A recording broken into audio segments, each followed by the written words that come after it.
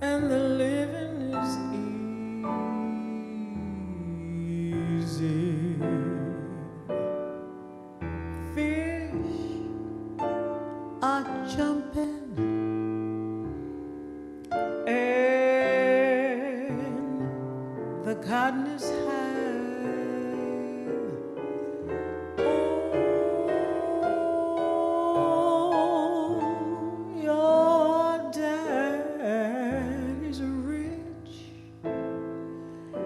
And your ma is good looking, so hush, little baby, don't you cry.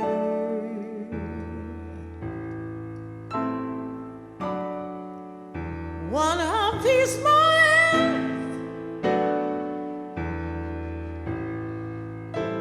you're gonna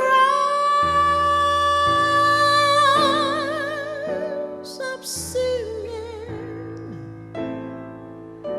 Then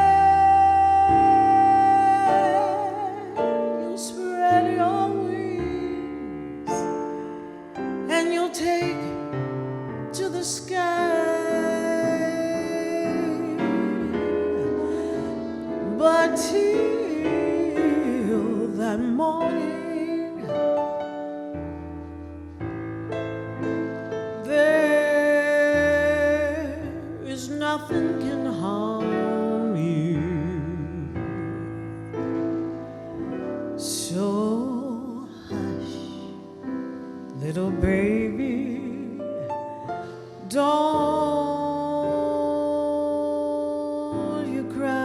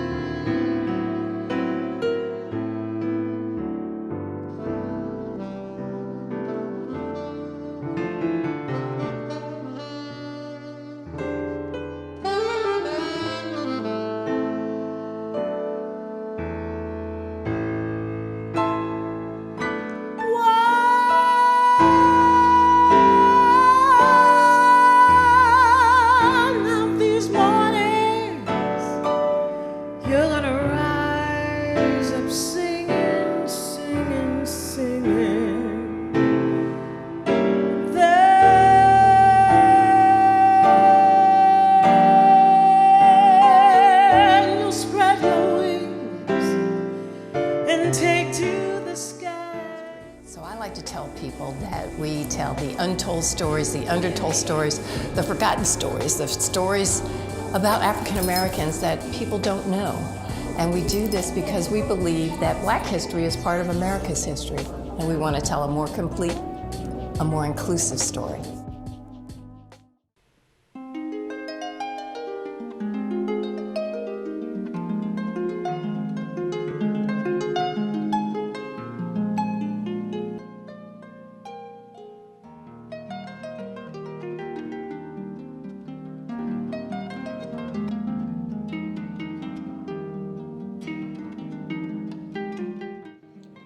My grandfather, who I call Papa, was from Eleuthera, Bahamas, and he has his own remarkable story. He didn't walk until he was age of 3 because of polio. He had his first pair of shoes when he was 5, and oftentimes he went to bed hungry. He came to the U.S. at the age of 18 and took advantage of various opportunities. He became a phenomenal chef that afforded him the ability to take care of his family. He also had a great love of music, art, and culture. Now, my grandmother, Alma, who was often called Johnny, was from South Hill, Virginia. She was raised on a tobacco farm, although tobacco was strictly prohibited in my family. Somehow, she convinced her father to allow her to go to New York City, where she furthered her education, and that's where she met my grandfather, Papa. So after they married, she was a stay-at-home mom for several years until my mother was in junior high school. And it was at that time that my grandmother decided that she wanted to become a nurse, which is really odd because my grandmother hated the sight of blood. She would not even touch my mother's injuries when my mother was a child. But my grandmother was also known for her beauty and her style. She always made sure she looked great, and she made sure that the house looked great. One interesting story was on her honeymoon to Eleuthera with my grandfather. She woke up to a bunch of Bahamians peering into her room because they thought she looked like a movie star. My grandparents were also known for the parties they threw. They once threw a formal party, women in gowns, men in tux, formal table setting, multi-course meal in a 500 square foot apartment. That was class. My mom enjoyed a good childhood. It was at childhood where she first learned her leadership skills. It's around first grade, my mom went to school and she saw this little girl. And she walked up to that little girl and she said, "You're going to be my friend whether you like it or not." And sure enough, that little girl became her good friend. She had tons of family and friends. She spent lots of times with her cousin Reggie and also with the Lanes, who was a large family, which made my mother forget that she was an only child. She was only one of few Blacks in her school, but she was pretty popular. She was even captain of the cheerleaders. She especially enjoyed going to South Hill, Virginia to visit her grandparents, her aunts, her uncles, and her cousins. She became really close to her cousin Dolores, and they became pen pals. And even as they became mothers, they were even closer, and at one point living in the same house with their children of the same age. So later, my mom moved to Richmond and got married and had me. She was an excellent mother. She somehow managed to have the balance between disciplinarian, teacher, advocate, friend, just really, doing all the things that I needed to be taken care of. She exposed me to arts and culture reminiscent of what she learned from her dad. She also exposed me to style, beauty, and etiquette that she got from her mother. And underlying all of this was hard work, independent thought, education, which was for her the foundation to long-term success. When I was a teenager, my mother and I used to go to museums and art galleries and talk about the things that we liked and didn't like. But it was also during this time that my mother decided to emphasize table manners. And I began to hate mealtime, because it was there that she would talk to me about my posture, about how I was eating, about the hair always being in my face. And I really dreaded it. But when I went on my first job interview and it turned into an impromptu lunch, I was confident. I knew what to do. I knew how to do it. And when I got that job offer, I knew it had to do with lunch. As an adult, we really enjoyed hanging out together. We would go to the spa. We would ride in the convertible with the music blasting. We would go to lots of different places together or just hang out at home organizing things. But my favorite thing about my mom was just how silly she was. We would do cartwheels in grocery stores or any other store. We would, one time, we were in a car and she was driving and both headlights went out.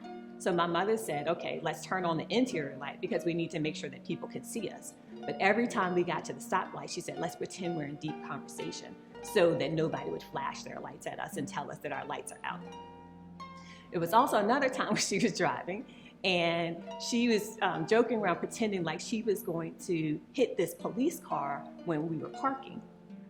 But she actually hit the police car. What we did not know was that the police officer saw the whole thing and was walking over to the car. And he took it pretty well, just joked around with us. But, just that whole moment was hilarious. I relished our mother and daughter times together so much. I had a new appreciation when I became a mother, just how difficult it was for her being a divorced mother. Whether as a child or as an adult, whenever I called my mother, she was there for me. No matter how busy, no matter what else was going on. Even when she was battling cancer, she made time for me. She didn't complain about her situation. She didn't, stay down on herself. She found joy every day. Her and Bill found reasons to laugh. She found reasons to laugh with me, and she would make offers of things that she wanted to help me do. But her absolute favorite role was being a grandmother. She oftentimes referred to those kids as her kids. How are my kids doing today? So it didn't matter whether it was, all 5 of them or 1 of them. She just truly enjoyed that moment. My mother would show pictures, videos, tell stories to all of her friends and family. They all know the grandchildren and even some strangers. Trust me, they know Amira, Leah, LJ, Eric Jr., and Elijah, because she loved her grandchildren so much. Now, her and Bill decided that their mission, as they got older, and they declared it to us, their mission was to be the best grandparents ever, and they were. They went to all of the parties, they came to all of the events, they hosted the family for all of the holidays, had the big meals, the great table settings, and they even had us vacation together. We had phenomenal times. For us, they just showered the grandchildren with so much love and gifts and attention that my children said, we've had enough with our parents, we're gonna run over to Nanny and Poppy's house, because for them, that was their refuge. That's where they knew they would be spoiled and loved when they got tired of their parents. Now, my mom also found so many ways to have fun.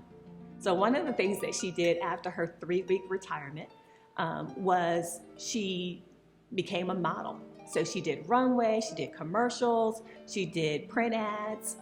She also really enjoyed hanging out with her friends. She had her Cosmos, Tammy Jackson, just numerous girlfriends. She was also previously an active member of One Voice Chorus.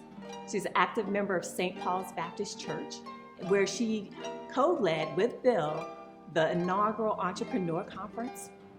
She attended numerous plays, concerts, and even operas. But really one of her favorite things was to lay on the beach and take a nap. With all that my mother gave to her family and friends, what she's best known for is her impact on the Richmond community.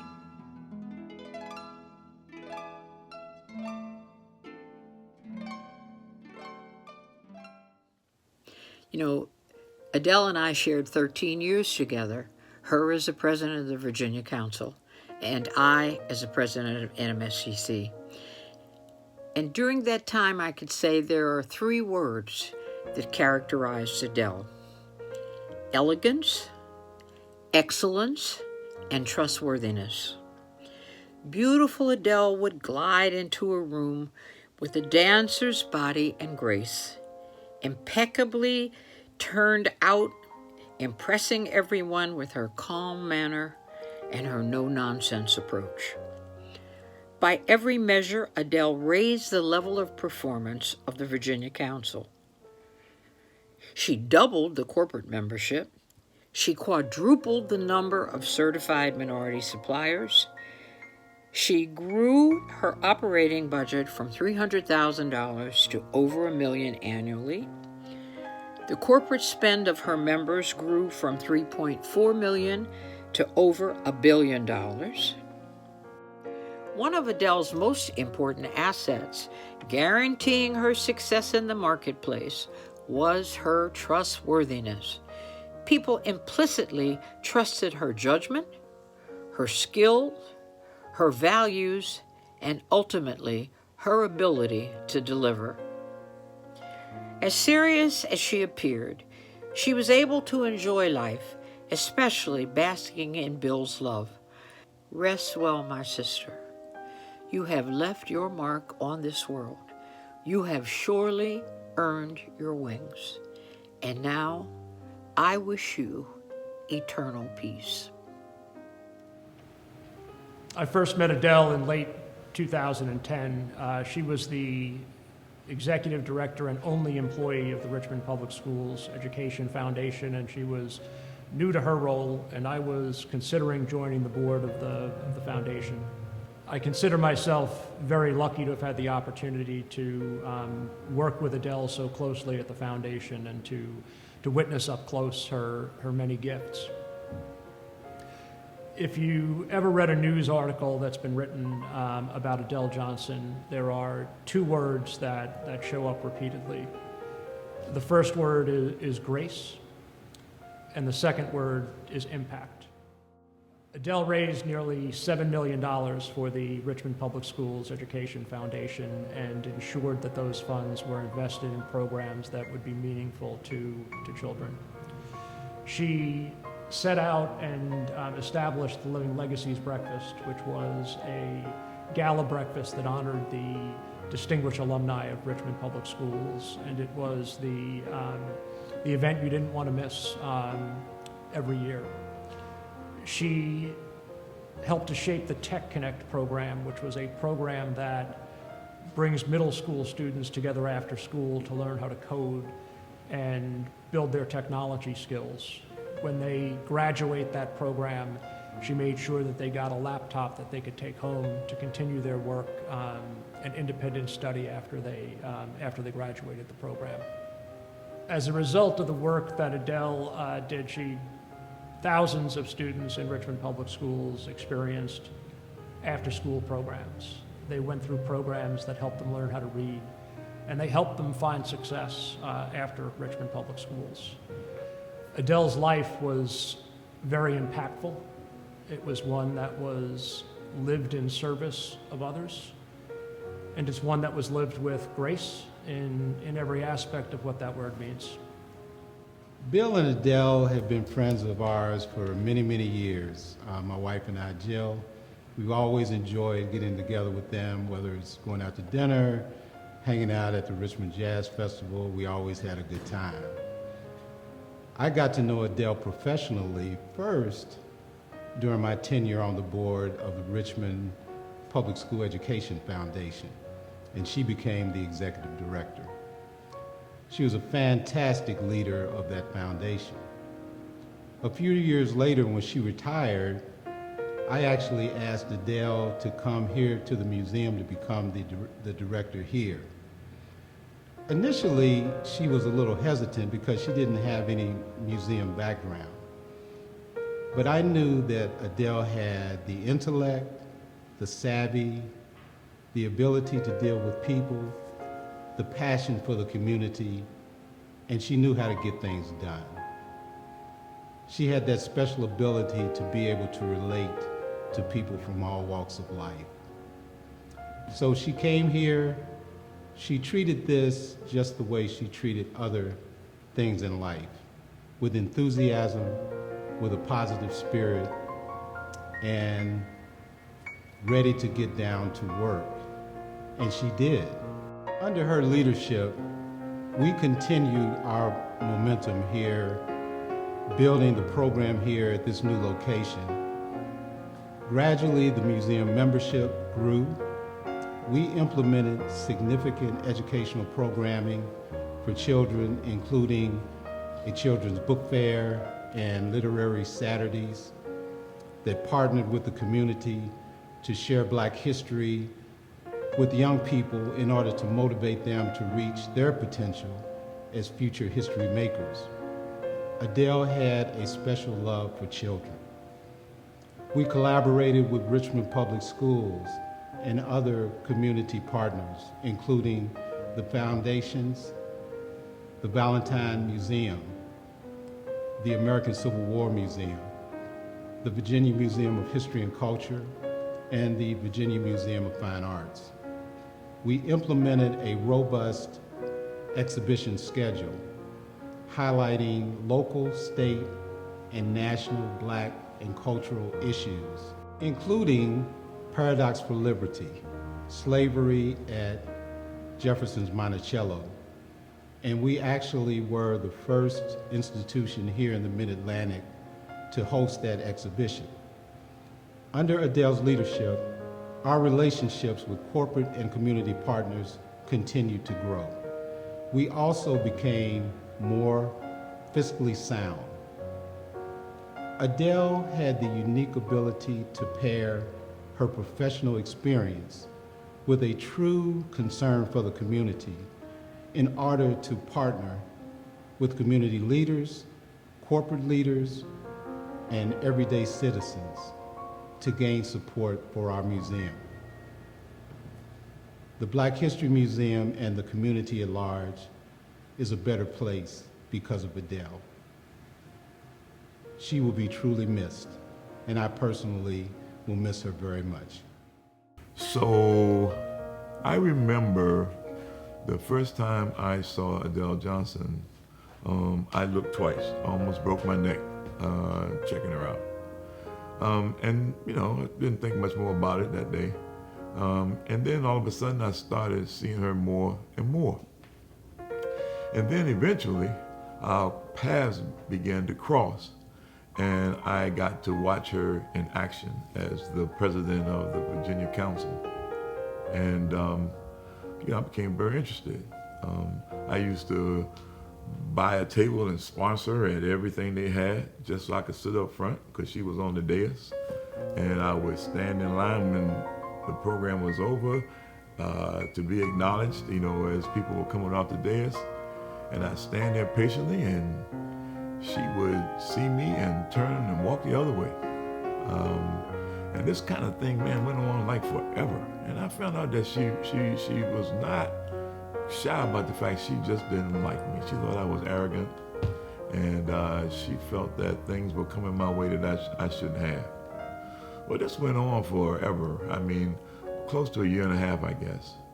And then we were at a national conference once, and I was dancing with one of my clients. And when I got off the dance floor, something behind me said, "Wow."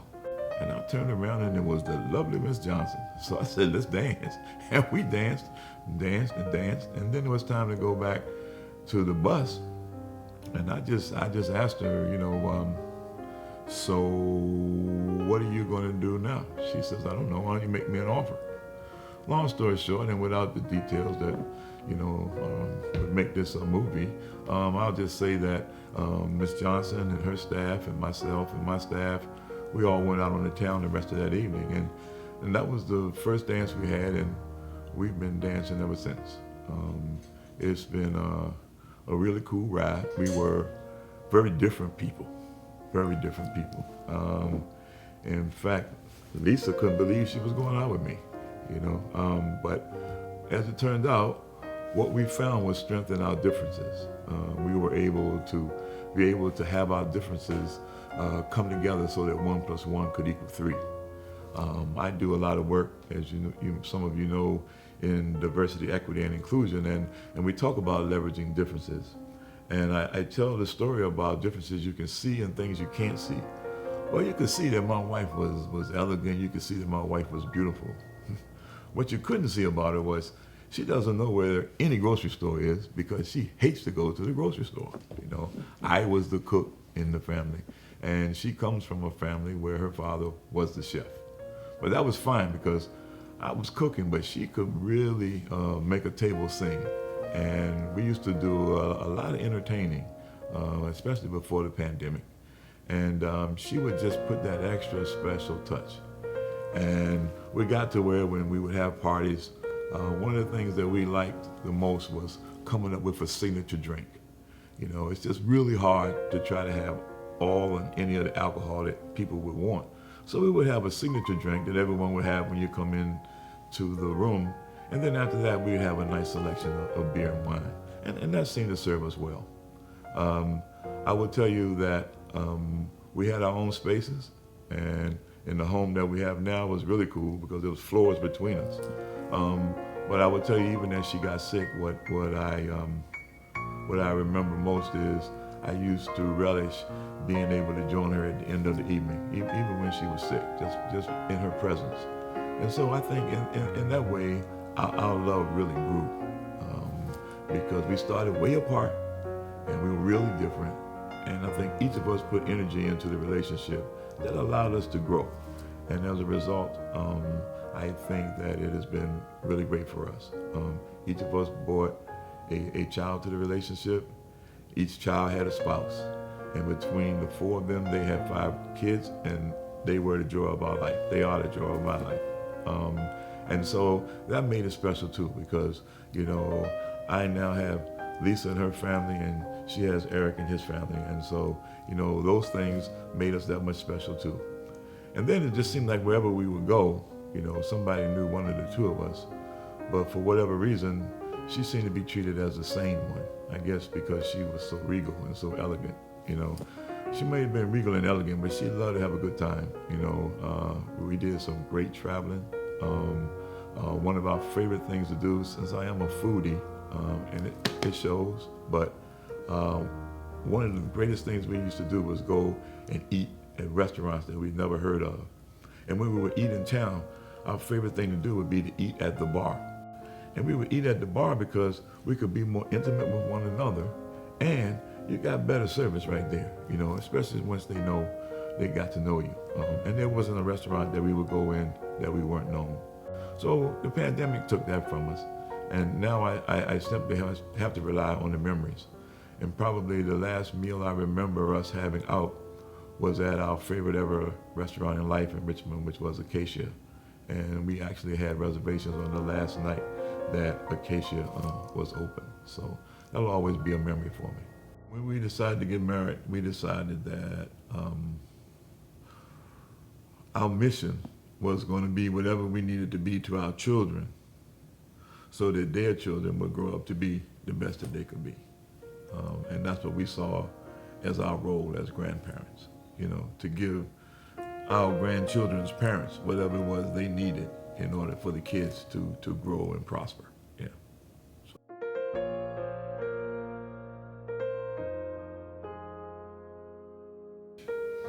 Man, I just think about that smile that lit me up, man. I mean, just pictures coming from everywhere these days.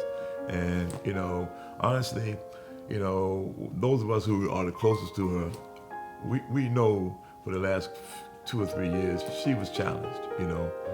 And it's just really nice to once again be reminded of, you know, how she did hold her head high, you know, through her struggle.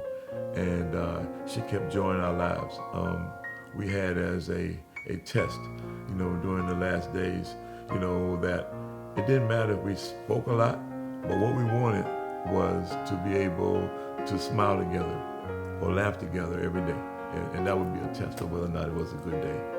And up until the very end, we did smile and laugh. So I just see those pictures and think about those times when in her last days we shared a smile. I remember the day before she went on to be with the Lord, she told me she was ready to go. And so I took her hand and I said, let's talk about it. And we talked about it. And she just says, it's too much. And I said, yeah, it's tough, baby. I said, but I got one last thing to ask you. She said, what is that? I said, please, when I get up to the pearly gates to join you, you gotta do me a favor. And she said, well, what is that? I said, please don't treat me like you did down here on earth and have me chase you around for 1.5 years before you go out with me. And she smiled and gave me a kiss. And that's a memory I'll always have, so. On behalf of the Black History Museum board and staff, we would like to thank you for your outpouring of love following the passing of Adele, as Adele was an inspiration to us all. In closing, on behalf of the family, I'd like to share two things. First of all, we'd like to reiterate Dr. Harris's thank yous. We thank you very much for your outpouring of support and your interest in our cause. Secondly, and most excitingly, Lisa and I have recently been working with the leadership of the Black History Museum, as well as representatives from the Community Foundation, and it is our pleasure to announce to you today the formation of the Adele Johnson Fund supporting Untold Stories. This endowment will be specifically marked for work at the Black History Museum and will be administered by the Community Foundation. All of the funds that have been donated since Adele's passing will be used to seed the fund. Information will be on the screen shortly that will give you access to how you may be able to contribute and learn more about the fund. And yes, this is not a shameless plug, but a very real plug. We will be in touch to share with you more about our vision for the Adele Johnson Fund supporting Untold Stories. Again, we thank you very much and we wish you well.